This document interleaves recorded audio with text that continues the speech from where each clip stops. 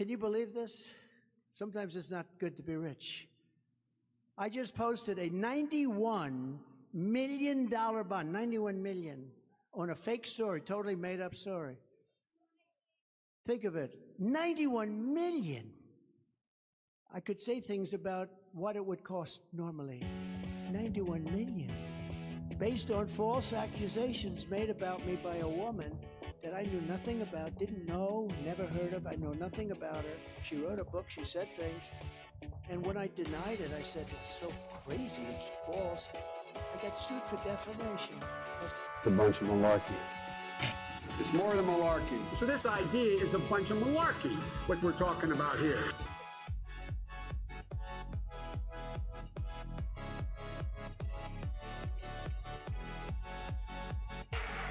An economy based on wind. I never understood wind. You know, I know windmills very much. I've studied it better than anybody. I know it's very expensive. They're made in China and Germany mostly. Very few made here, almost none. But they're manufactured tremendous, if you're into this, tremendous fumes, gases are spewing into the atmosphere. You know, we have a world, right? So the world is tiny compared to the universe. So tremendous amount of fumes and everything. You talk about the carbon footprint. Fumes are spewing into the air, right? Spewing. Whether it's in China, Germany, it's going into the air. It's our air, their air, everything, right? So they make these things, and then they put them up. And if you own a house within vision of some of these monsters, your house is worth 50% of the price. They're noisy. They kill the birds. You want to see a bird graveyard? If you just go, take a look, a bird graveyard, go under a windmill someday. You'll see more birds than you've ever seen ever in your life. You know, in California, they were killing the bald eagle. If you shoot a bald eagle, they want to put you in jail for 10 years. A windmill will kill many bald eagles. It's true. And you know what? After a certain number, they make you turn the windmill off. That's true, by the way. They make you turn it off. And yet, if you killed one, they put you in jail. That's okay. But why is it okay for these windmills to destroy the bird population? And that's what they're doing. It's a bunch of malarkey.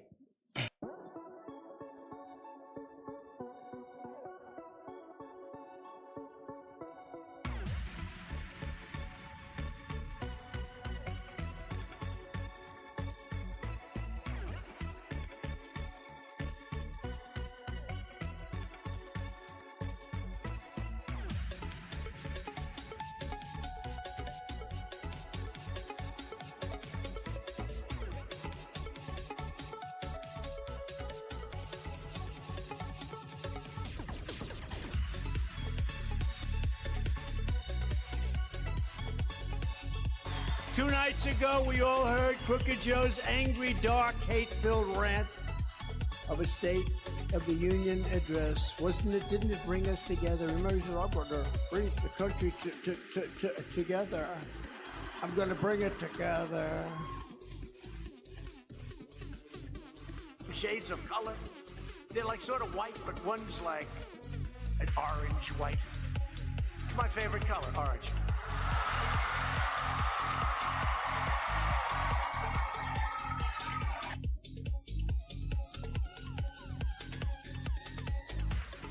A bunch of malarkey.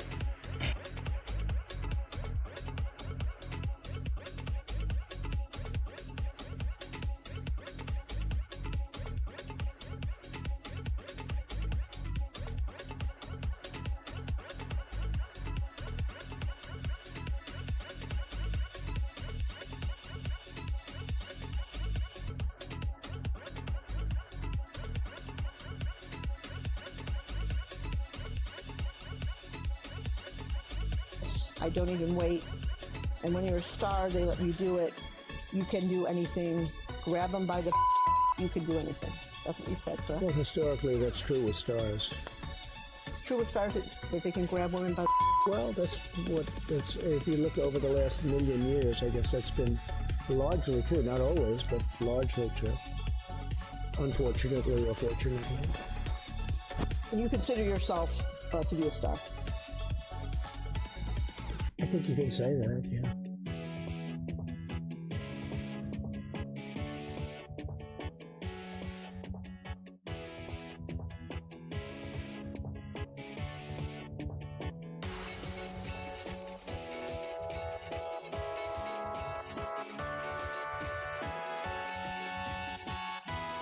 very simple. What are we going to do here, folks? I only need 11,000 votes. Fellas, I need 11,000 votes. Give me a break.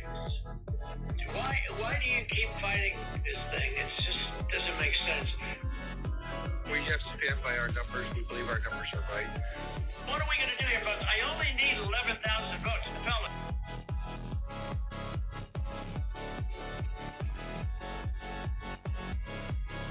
It's a bunch of malarkey.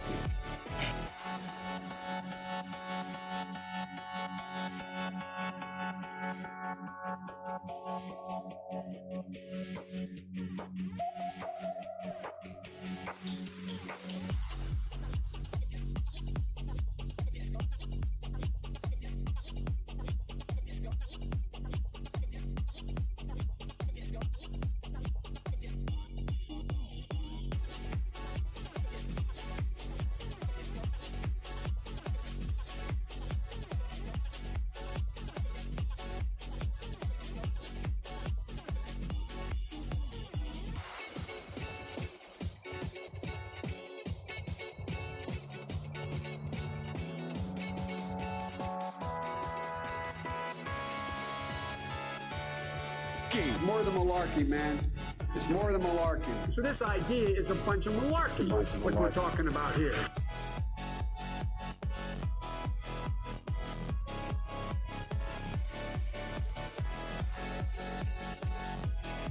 Ladies and gentlemen, the political gamer. What up, everybody? Happy Monday. Welcome in. Welcome in, Double. Thank you for coming in. Let's go ahead and get to this. So welcome in, everybody. Double, thanks for coming in. Thanks for keeping me company here in the first run of the show. I only have a couple of topics to talk about tonight. I'm too concerned about the technical difficulties that we've been having, but we're gonna see if it all comes crumbling down. So really interested in, first off, I mean, I was streaming earlier as a test stream, but if you guys had not seen that we had the Starliner for NASA, which was the Boeing project for NASA that was supposed to be launching this evening, it got scrubbed. Some oxygen valve, something of importance was malfunctioning, and they decided to scrub the whole thing. So really interesting, really neat to be able to see the I guess the Starliner, because SpaceX and Boeing won the contracts for NASA, but ultimately Boeing has only had like 2 or 3 flights, and all of them have failed. So they failed, but they said, we're going to go ahead and put humans on this thing, and we're going to get this thing out of here. It's going to be right when humans are on it. But SpaceX has done, I think, something like 30 some odd flights, and out of the 10 that they were expecting to go great, 9 ended up being hit in success, and I think 4 of them had manned missions. So I mean, just the numbers are kind of staggering there, the odds against Boeing on these numbers, but it is what it is. I think that's really neat. Though nevertheless, I was excited to see the Starliner. I hadn't seen it in years, so I was excited to see it out on the launch pad, and was getting really excited for it. But unfortunately, a leaky oxygen valve or something to that effect ended up making the whole thing crash and get scrapped. It might be happening tomorrow night, so we might be lucky to be able to see it tomorrow. The last thing Boeing needs is another Challenger. I mean, exactly, right? So, I mean, when they called it and scrubbed it, sounds good. And it was something like I believe it was 500,000 or $1 million. I know that is literally a lot more a difference, 500,000 to $1 million, but it was something that systems need to be checked and cleared. And if that 500,000 threshold or $1 million threshold systems are not up and running, then it's up to the pilot or it's up to flight control to be able to cancel, and they just decided to cancel. Unless it was unmanned, unless it was manned with all their whistleblowers.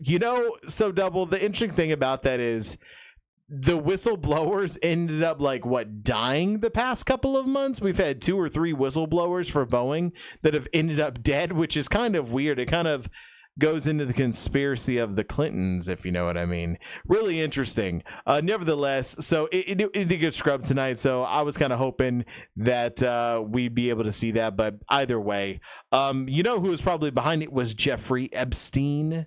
Jeffrey Epstein was probably behind that whole scrubbing of this launch because he needed more people to get on it so he could destroy them, because Jeffrey Epstein has not died, because he is ready to sing and throw Joe Biden and Hunter Biden and Chuck Schumer and Nancy Pelosi under the bus. All the meanwhile, JFK will arise again to be the president, even though Trump is currently the president of the other United States Army. I mean, you have to be in QAnon to get it, but if you're there, you got it. You know what I mean? Like it's good stuff. He didn't kill himself though. I tell you, he's not dead. So I mean, he didn't kill himself. Like that's the new theory, is he's not even dead. Anyway, so tonight's quick stream doing conversation in politics like we do is going to be about the presidential VP candidates, the vice presidential candidates. I'm not sure if any of y'all know some of these names, but a couple of them we know, a couple of them we don't know. So it's interesting. I was reading up on them today. I'm ashamed to have understood that. I know it's really sad when you understand the tangled web of lies that is QAnon and MAGA and everything Republican these days. You know, if Republicans don't get their act together, they're going to lose a Republican. I'm a Republican, and they're going to lose me to the Democratic Party if they do not get their act together on this next election cycle. And I don't mean 2024. I mean the next election cycle after that, because I'm already voting for Joe Biden in this election cycle. It would literally take like a crazy uncovering of evidence for me not to vote for Joe Biden. You know, real quick, segueing into our VP candidates tonight, there was some discussion on what's happening with RFK Jr. and the fact that his entire family does not support him, and the fact that RFK Jr. also is or was thought to have been taking away votes from Biden, and the Democrats were pretty concerned. But apparently Trump was shoveling coal onto the fire to get RFK Jr. moving, because he knew that it would harm Joe Biden. But what's funny is it's actually harming Trump more, and now they're like, this RFK Jr. character, who is he? He's a Democrat. He's a no good Democrat. But he was I guess, pulling some really good middle votes. And I mean, he might be polling at 5% here soon across the country, which is outstanding for a third party candidate. Also, as of today, he got on 3 different states ballots. So he's already hit 3 different states. I think he's on 12 states total. So he's climbing up there. He's on more states than any other third party candidate has ever been that's been an independent party candidate this entire time. So it's phenomenal to see. I'm not excited about it. This is really upsetting for Joe Biden, but it is interesting to see nevertheless. But with that being said, so let's go ahead and get into some of these VP candidates here, and see what we're looking at for some of these VP candidates. First up, we have Congresswoman Elise Stefanik.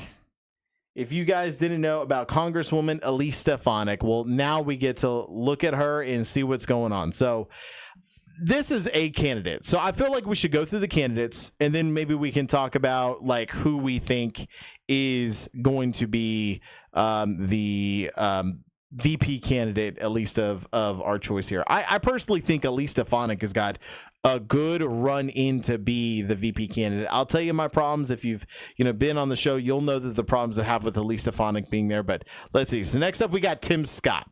Tim Scott coming in the running. He's probably the most well-known and influential potential VP candidate. Not only is he the U.S. Senator for South Carolina, he has done a lot of groveling. What up, Tater? Come on in, buddy. What it do? Welcome in. I didn't get the noti, but I'm here. I'm sorry, man. I mean, I have the noti set up. I'm sorry you didn't get the noti. Do you really think Trump would pick a woman, though, or a person of color? So here's the thing. So I think personally he would pick one of those two. Okay, I personally think that Elise Stefanik really, let's just go through them, right? Let's just go through them and we'll circle back around that we can talk stuff. So I think that he will choose a woman, a person of color. I think is what he'll choose. Elise Stefanik. He might choose a woman. So a person of color who's a woman would be Elise Stefanik. So maybe he'd choose Elise Stefanik. And the reason I say that is because she has a look. She looks very Republican. Like, this is her, right? Like, she looks very good. Like, this person looks like someone who could go toe-to-toe with Kamala Harris.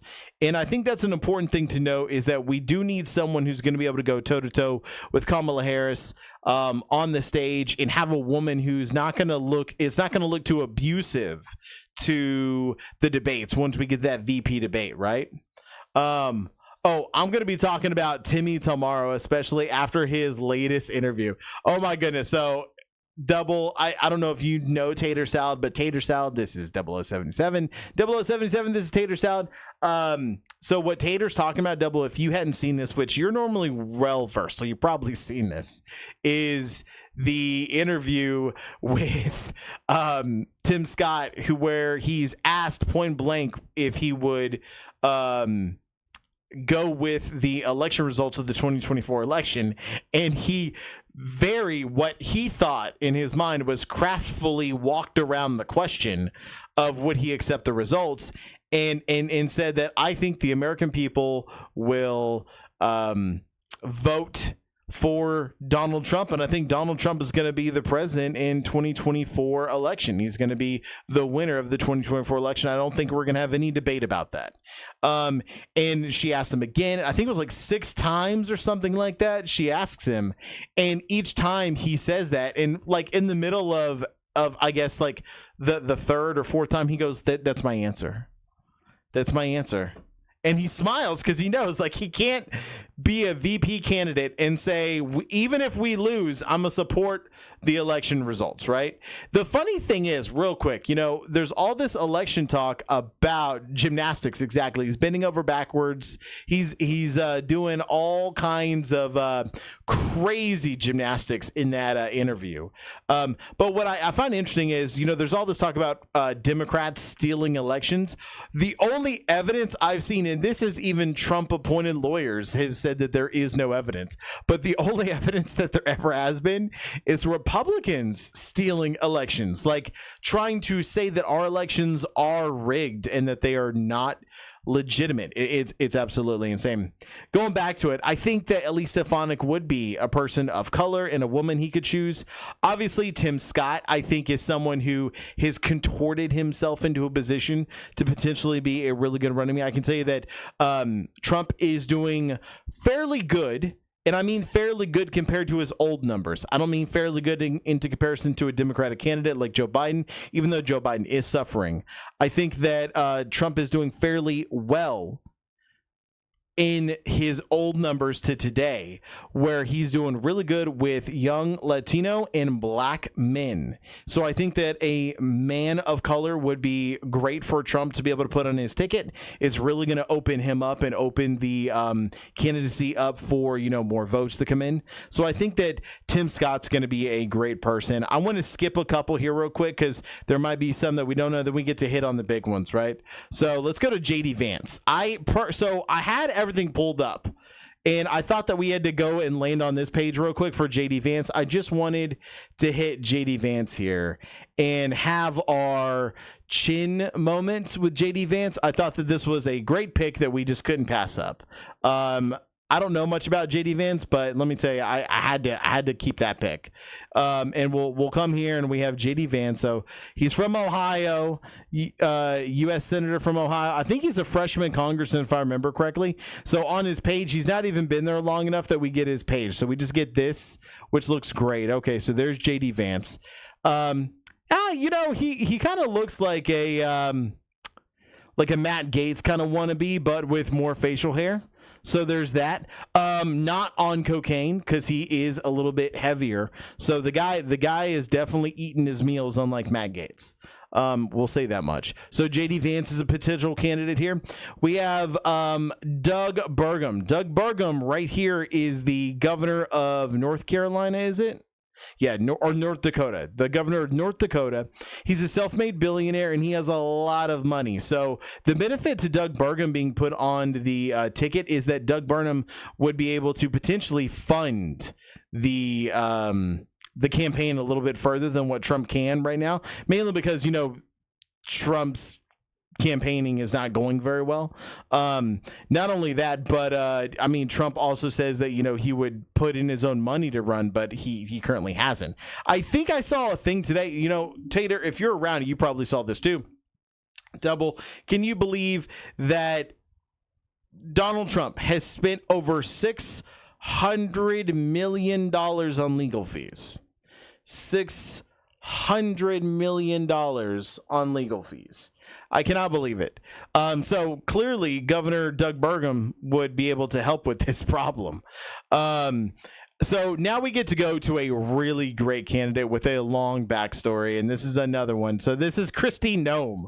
Kristi Noem would be a fantastic candidate if it weren't for the fact that she is killing dogs in her backyard of South Dakota. You know, a rural country kind of feel, right? Where like people are definitely not just killing their dogs in the country.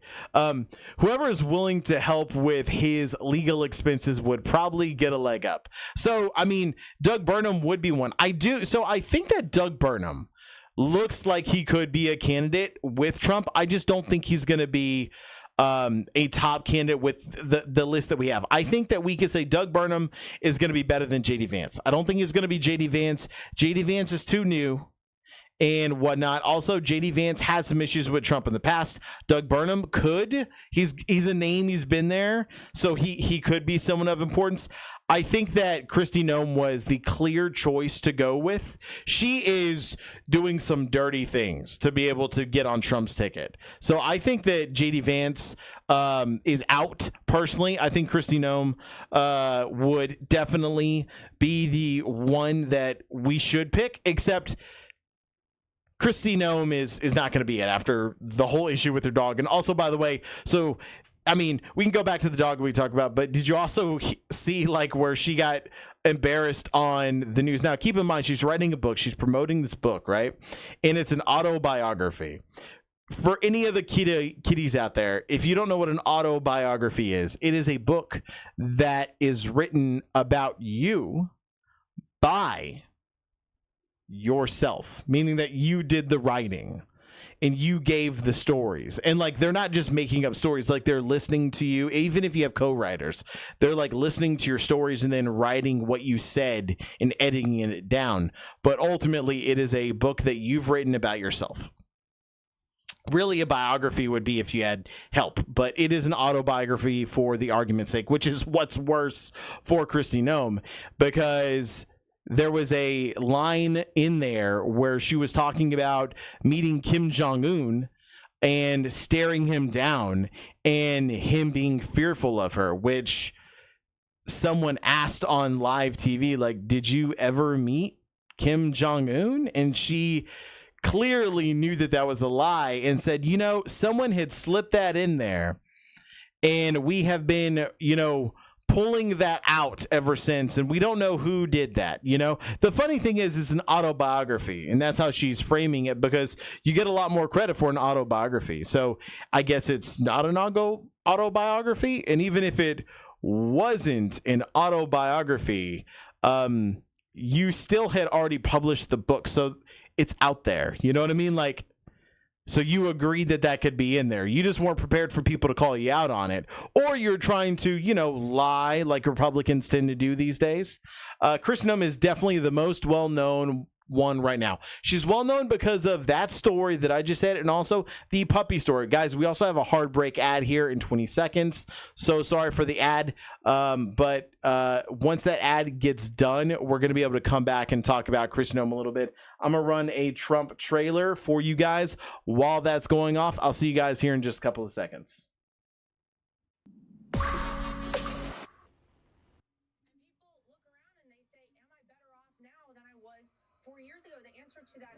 President Trump's proposed budget plan could threaten America's ability to fight health threats. This is their new hoax. They have no clue. We have it under control. It's going to be just fine. The U.S. leading the world in deaths. So I said to my people, slow the testing down, please. At some point, that's going to sort of just disappear, I hope. Half of the U.S. population is without a job. We have not seen numbers like that since the Great Depression. Are you better off today than you were 4 years ago? Store shelves nationwide are dwindling or totally empty. The disinfectant, is there a way we can do something like that by injection? Testing's frankly overrated. 1,000 Americans are dying a day. They are dying. That's true. And it is what it is. Are you better off today than you were 4 years ago? They cannot run on "Are you better off than you were 4 years ago?" Now, if I don't get elected, it's going to be a bloodbath for the whole. That's going to be the least of it. It's going to be a bloodbath. Let me tell you something to China. If you're listening, President Xi, and you and I are friends, but he understands the way I deal. Those big monster car manufacturing plants that you're building in Mexico right now, and you think you're going to get that, you're going to not hire Americans, and you're going to sell the cars to us. No, we're going to put a 100% tariff on every single car that comes across the line, and you're not going to be able to sell those cars. If I get elected, now if I don't get elected, it's going to be a bloodbath for the whole. That's going to be the least of it. It's going to be a bloodbath for the country. That'll be the least of it. All right, guys, welcome back. Yeah, it's going to be a bloodbath.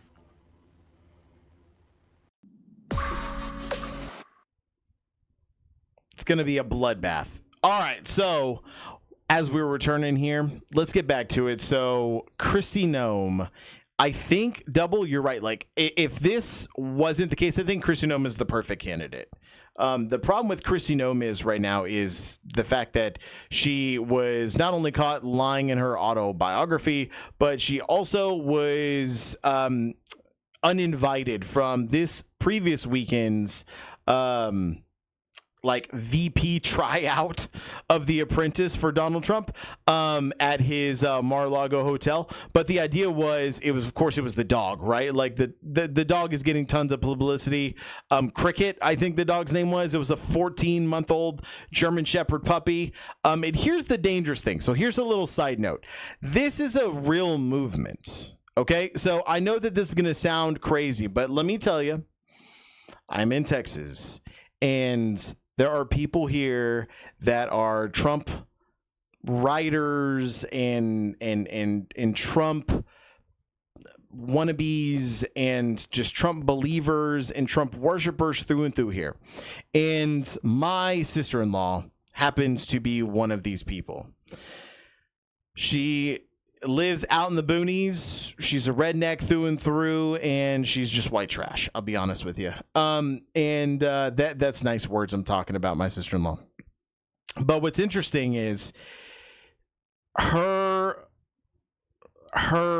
boyfriend is not a good guy. He is a sex offender, registered sex offender, and she has 2 kids. So not a good guy, nor a good gal. She's not a good gal either. With that being said, they had a dog. So last week on Tuesday, the news broke, and the dog, the whole Kristi Noem dog thing happened. So that was Tuesday of last week. On Wednesday, my wife gets a call from her sister explaining how they had to shoot and kill their dog in the front yard, execution style, after it was going crazy and they got tired of it. the next day. Now, these people are Trump supporters through and through. They believe that the vaccine is a death shot, and they believe that there was a microchip in it by Bill Gates, and that Trump was handling everything great, and whatever he touched was gold, even though he made the vaccine Operation Warp Speed. Either way. So with that being said, it's interesting. This Kristi Noem story somehow is a cult movement. I wouldn't be surprised if any of y'all get out there with your feelers, find a redneck, and they'll tell you a very similar story about how they've gone through and have worshiped Donald Trump and now Kristi Noem, and they have executed their dog. And it's sad because the dogs didn't need it. Also, there's humane euthanization if there is a problem. But even with that being said, I'm not kidding if I think that there is a larger movement, afoot here, awry, if you will. I don't really know and have more proof other than this was just a weird coincidence that definitely makes me sound like a conspiracy theorist. But anytime you're talking about MAGA, it's conspiracy theorists left and right. So that whole thing happened. Oh yeah, she has a boyfriend and everything, double. It's really crazy. Cricket, I can't believe she thought that was a good move. I know, Tater, it is truly insane. I don't know why she thought that was a good move. It was the worst move ever anyone could make. But Kristi Noem definitely was going to be the best candidate for VP for sure. Not only is she an attractive female, she's got the pull for people. Definitely Republicans are going to vote for her. Female and male Republicans are going to vote for her. Obviously, female Republicans that aren't upset about Roe v. Wade that will in fact vote for other reasons other than Roe v. Wade. The brainwashed Republican females, those females would be willing to vote for Kristi Noem because they feel like she is the embodiment of what they need to be and whatnot. So there's that, right? So she was the strongest candidate until Cricket. But I tell you what, Cricket is laughing from the grave because clearly she's out now. So I think it boils down to three people is the big names, but I think it's really just two people. The question is Tim Scott or Elise Stefanik. I like I said again, I think JD Vance is out. I think Doug Burgum could be the candidate. Just imagine though, I mean, this is hard to do, but just imagine Trump with Doug Burgum. I don't think that these two kind of mix together. Collusion, what is going on? God bless you, Cricket. You've done more for us in death than you ever could have in life. Fantastic. Also, I hate to make fun of the situation, but Cricket seemed to have had a great last meal as Cricket ended up eating some fresh chicken on a farm all before that bird flu caught up with us, guys. So there you go. Oh my goodness. That is the comment of the night right now. Thank you so much.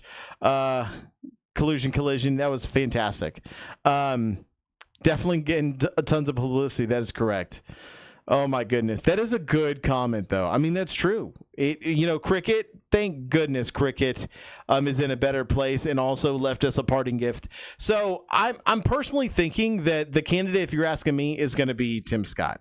I think Tim Scott's going to be the candidate just because he's a person of color. We see him for, who he is. He's kind of been this, even when he was running and hadn't dropped out of the race yet, he was still going to be this main kind of person who was running and had like a softness when it came to Trump, right? And it came to the approach. And I think he even said, right, they all said, including Nikki Haley, I think initially said, except for Chris Christie, said that they would pardon Trump if they got elected. Now, the funny thing is that right now, I think that we've run too far into this. I don't think Nikki Haley's going to be running. I know that she's out. Remember, she suspended her campaign. She can reignite the campaign at any point in time.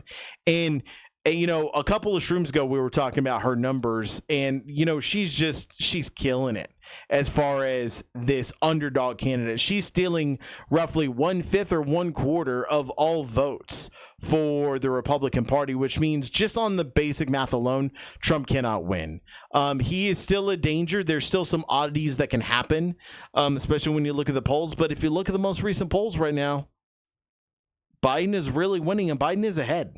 So I think that Tim Scott is going to be the main candidate. That's if you're asking me to bet right now, barring a issue that comes out about Tim Scott having, is like basically in the Republican Party, this would be a death spiral, or, something would be, Tim Scott is, a homosexual who is, molesting children or something, would be probably a death blow to this guy. But, even, maybe being a pedophile will help him. I don't know, in the Republican Party.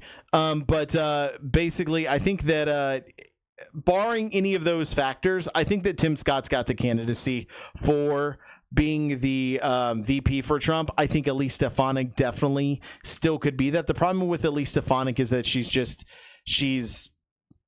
too out there. She's too crazy. You know what I mean?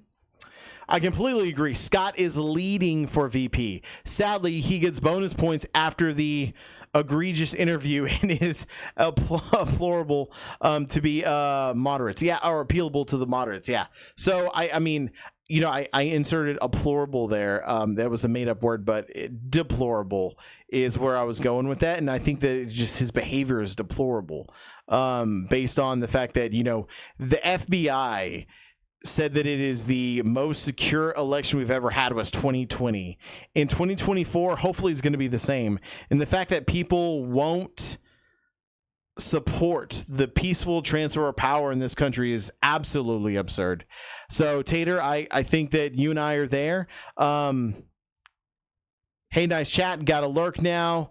No tech issues at all. Hope this stays that way. Yeah, I hope so too. I was messing around earlier, Double. Had some RAM issues, but we'll see. Thank you so much for the lurk.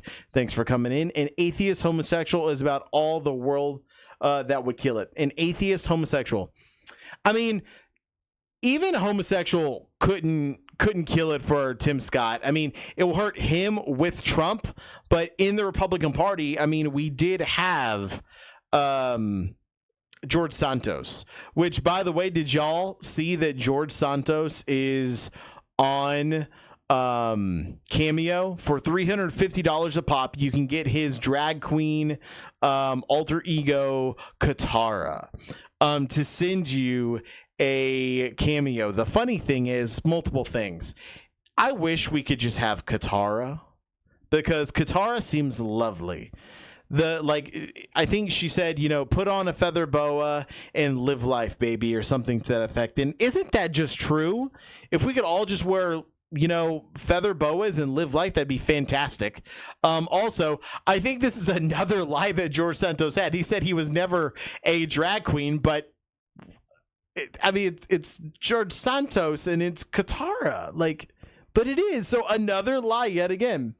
Nah, Santos is as straight as an arrow. He couldn't be gay. The craziest thing about George Santos is that he claimed a couple of weeks ago that he was going to run again. So look out in New York. What? I don't know. Elise Stefanik's going to really have to take over that role in that district. She's in a safe red district, the 21st district here, but still, I think Elise Stefanik is going to be a good candidate to potentially put up there. I'll tell you what, I'm going to say that Elise Stefanik would be a great candidate. To kind of hit on what Double was saying earlier, do you think that a female would be chosen? I think a female could be chosen. I think that Trump needs a female vote. He needs a woman to help coalesce the women who are upset with him and kind of against a lot of what's been happening here, the sexual assault cases, the rape case, the civil lawsuit case, along with just, the tape, the Access Hollywood tape and kind of everything that goes along with it, along with these hush money payments with the Stormy Daniels and Karen McDougal. I think that we need a female candidate with Trump. The problem is he's not that smart. I'm sure his campaign has thought about this, but he's not that smart. And it's also too much confrontation because she's going to get too much. How do you support Trump during this? And that's really too difficult of a position for such a young congresswoman to deal with, however talented she may be. That's just a lot of heat. So I think that the easiest way out is to choose the Olympic gymnast for the USA and the world, Tim Scott, who was able to tie himself in knots for Trump in his own statements, and also to be able to go through and tie himself in knots before this, where we all saw the awkwardness where he was endorsing Trump. I think he was kissing the ring, and he said something to the effect of, I just love you. And it's weird. It was cringy. It was awkward. I mean, I think there might be some truth to it. But nevertheless, it's honestly the candidate I think right here. I think the only other candidate who really has a run in the game, and I think this is going to be my my second stream candidate. I think that Doug Burgum could definitely be there. I think that a lot of people put a lot of value in Trump choosing someone who's going to be a white individual because he is himself somewhat a racist. I mean, I think that he would probably choose a white person. The problem is, even with Doug Burgum, it's all about Trump. He needs a contrast. He needs someone who's going to work, for him, not work with him. I think Doug Burgum is someone who could clearly and easily end up being like a Mike Pence. And when it all boils down, Doug Burgum has a decision to make. Is it the Constitution or is it the presidency? And I think that he would choose, potentially would choose the Constitution. I just don't get that vibe from him. He's a rock the boat kind of guy. He looks like a pretty straightforward kind of guy. However, on the wrong path, but still straight and narrow. Where Tim Scott, I feel, has already contorted himself and has been Gollum and has, really played this part so well. I think he would be great at being a VP candidate for Trump. To put him on the ticket, he's a person of color. He's also a current senator. The only issue that we have here clearly is that in South Carolina, we do need to find another senator. That does open it up for a race. Now it is South Carolina. So that means that, what will happen is the governor is going to have to appoint a senator in term, and then we're going to have a special election at some point. I think that it's a pretty safe bet that it's going to be another Republican, especially in South Carolina. But, the problem is that there could be a problem, right? There could be a moment there where Democrats could take hold of an extra seat. So that is a problem here.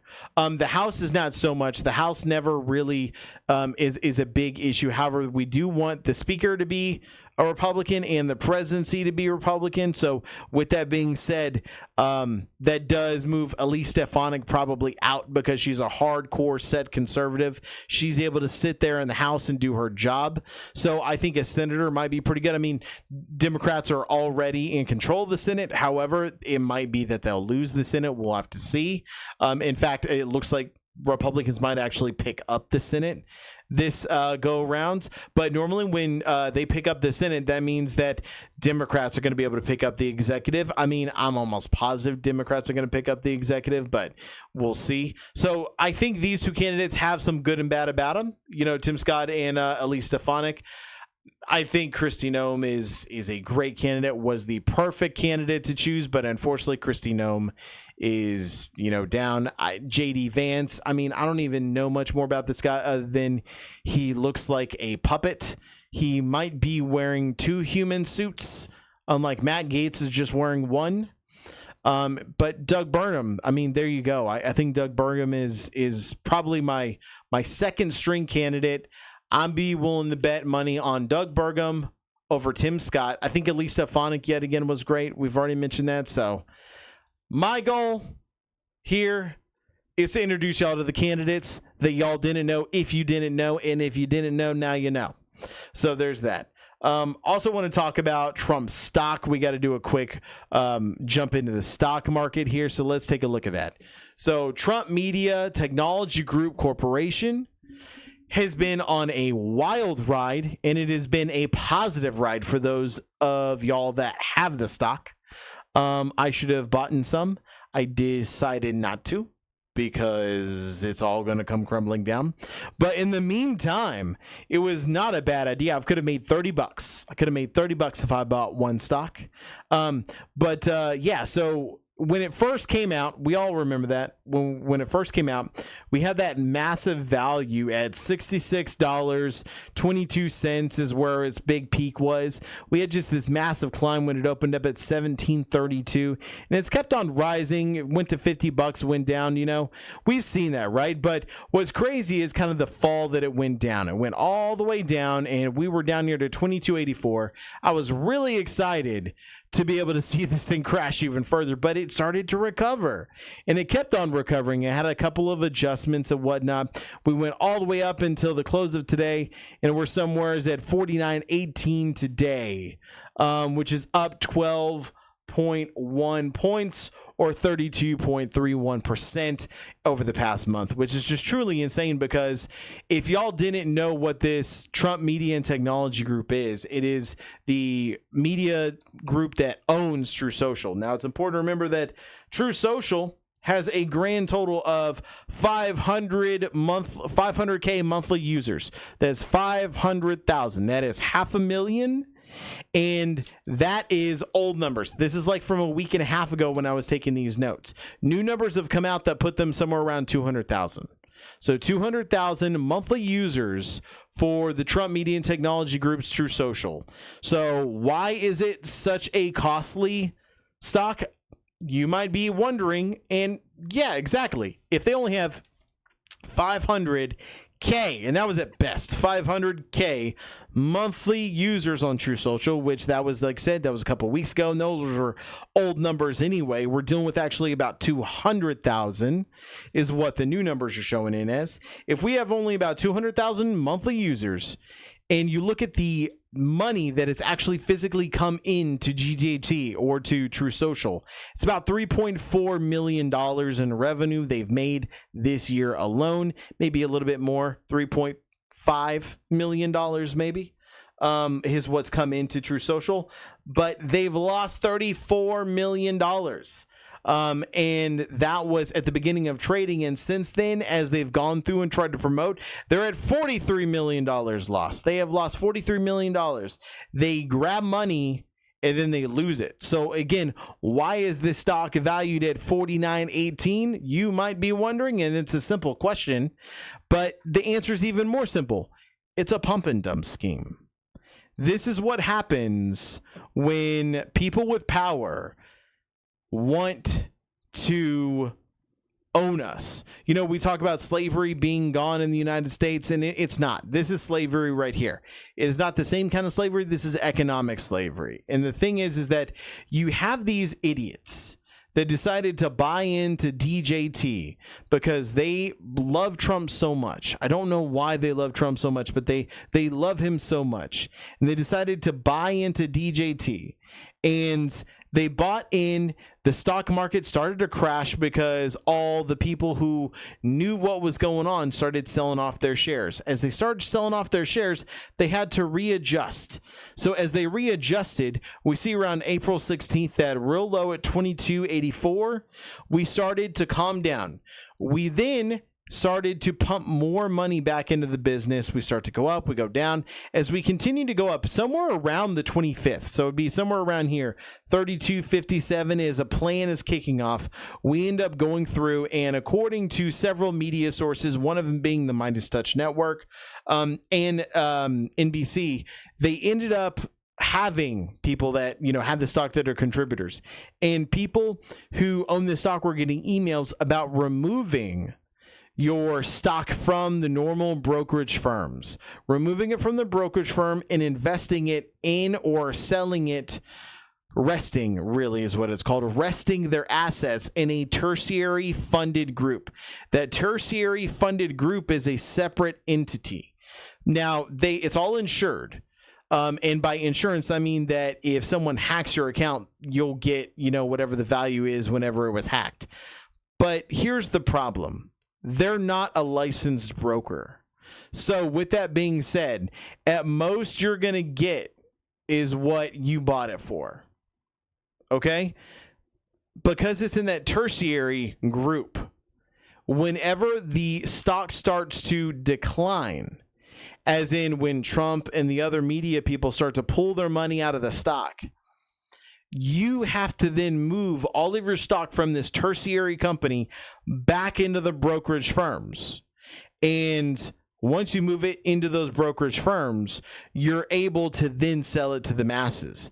But the problem is there's a limit to what you can move at one time through these firms. Also, it's important to note that they give you a list of several firms. All of these firms are owned and operated by DJT.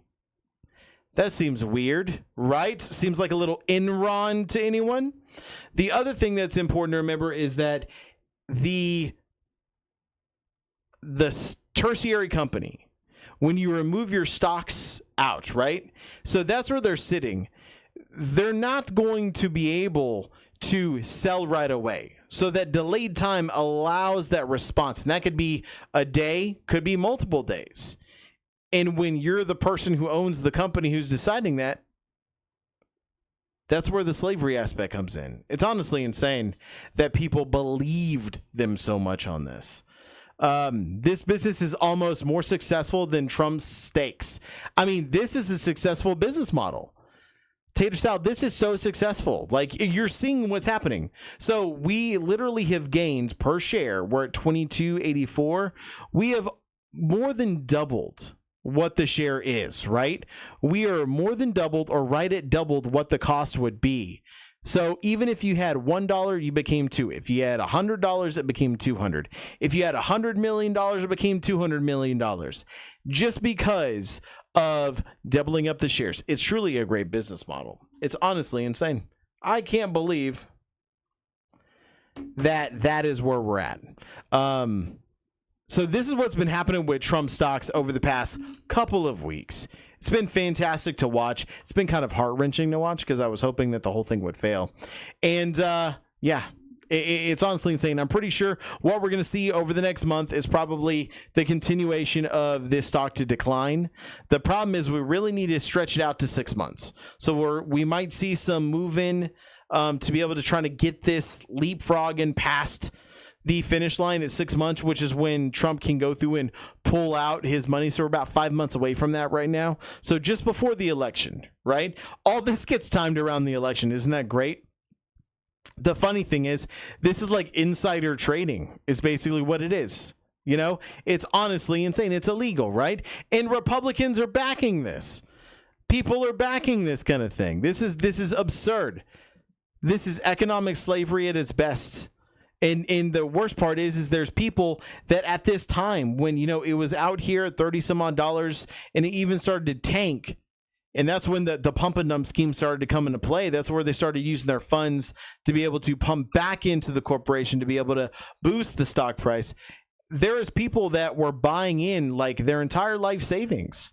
And that's ultimately what kept the stock going when we look at, you know, the first couple of weeks here. That's what kept the stock going, right?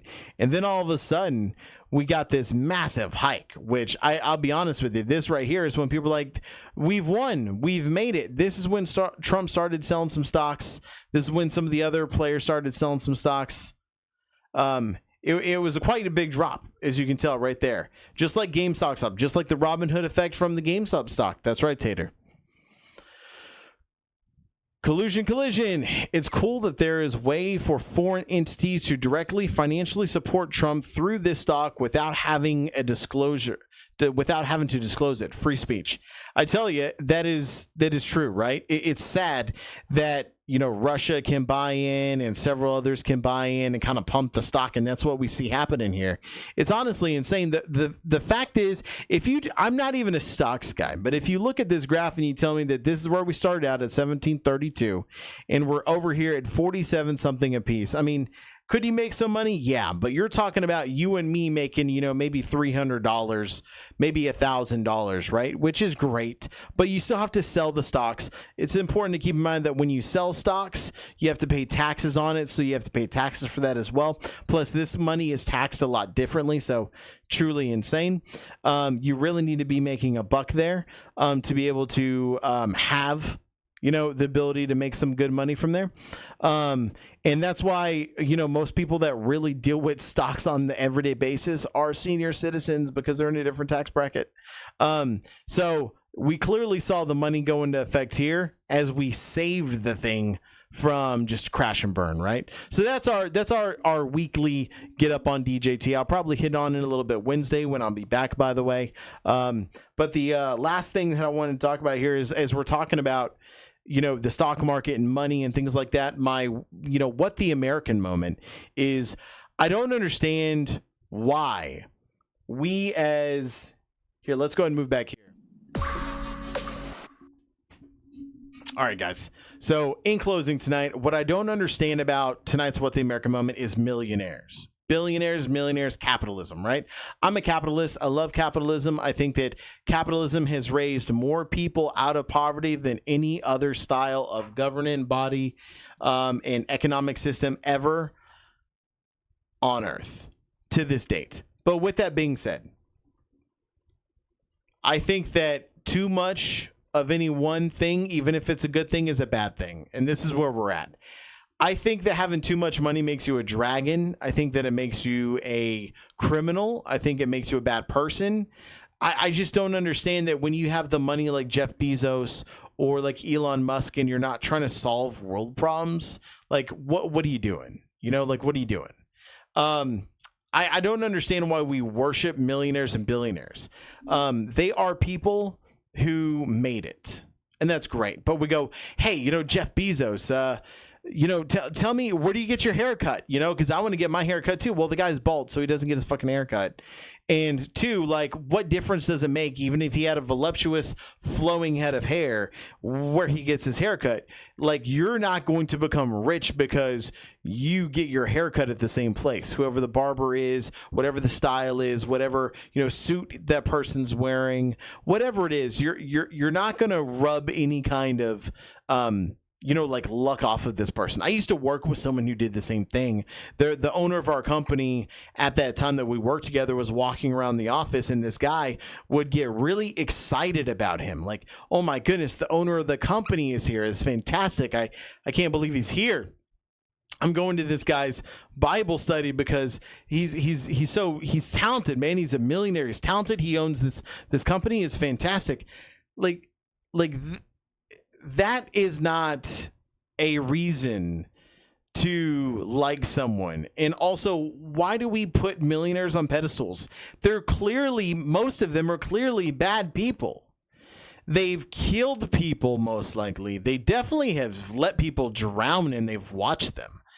Financially, at work, physically, mentally, emotionally, different metaphors you can throw in. They've watched them drown. I don't understand why we hold these millionaires and billionaires up to a status unless they're like, and I'm going to say this and y'all can hate me, but Taylor Swift, right? So Taylor Swift expects a lot from her staff, but she gives a lot, right?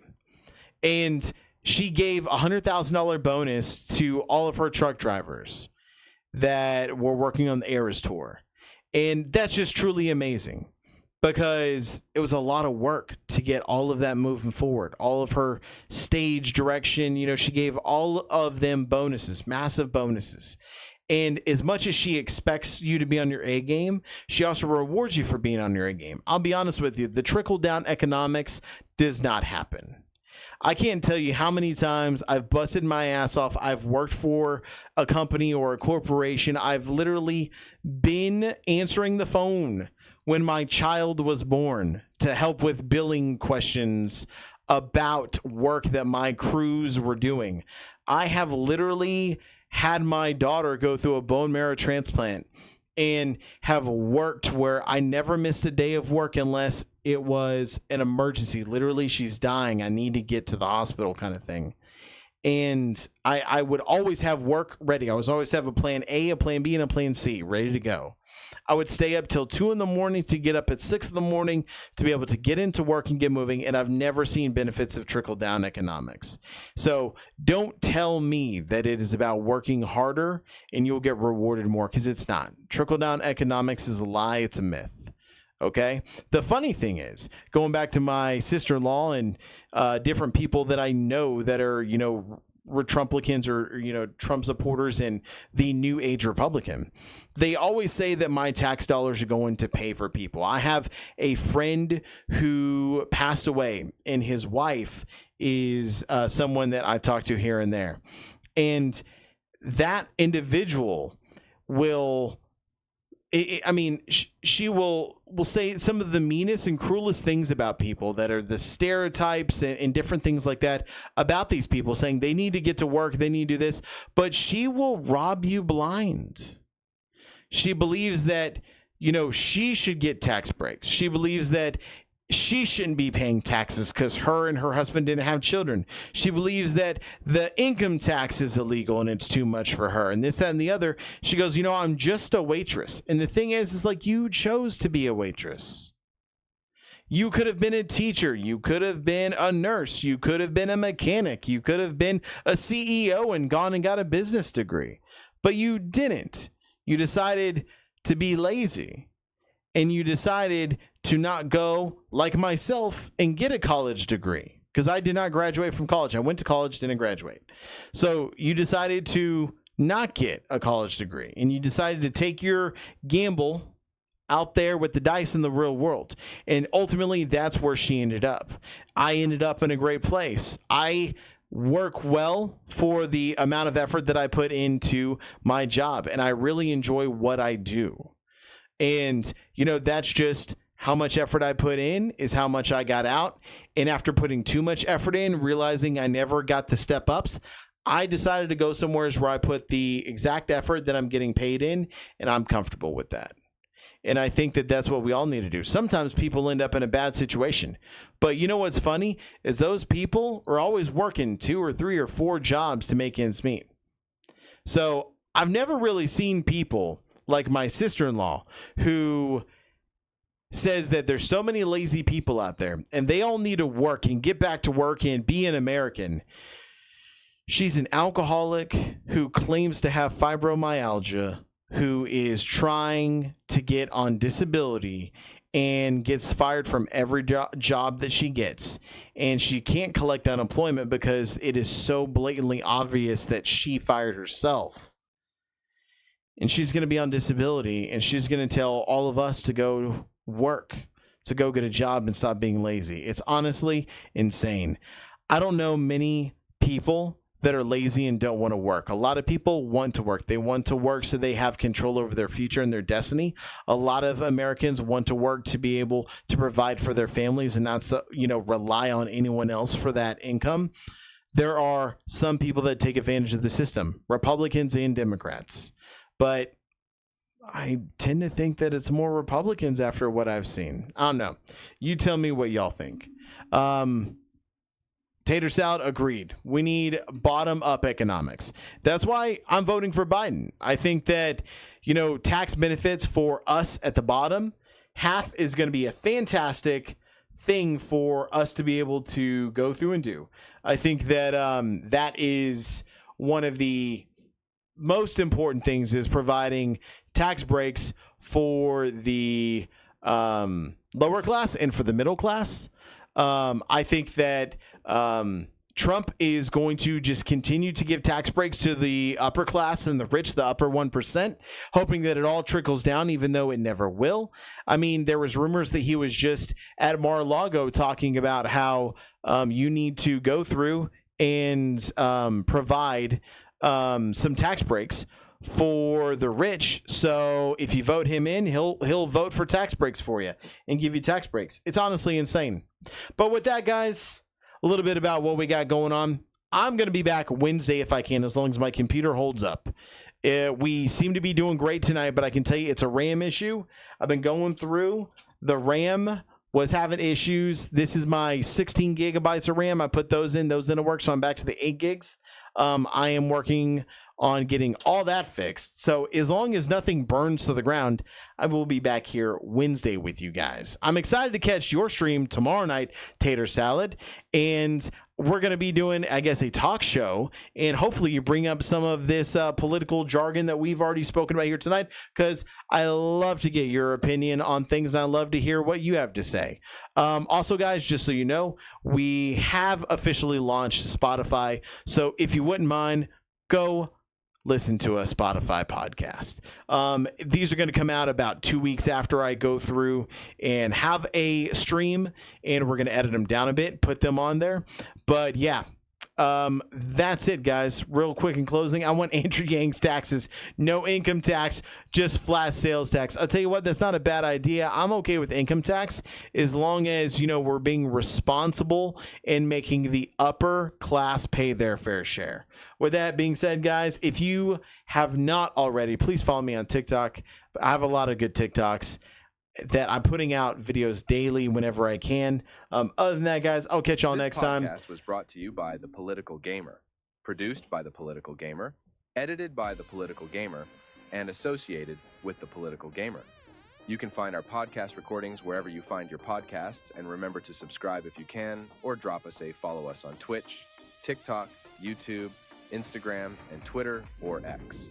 We will be back next week for more news, laughs, and/or tears. Stay neat, and we wish you good mental health.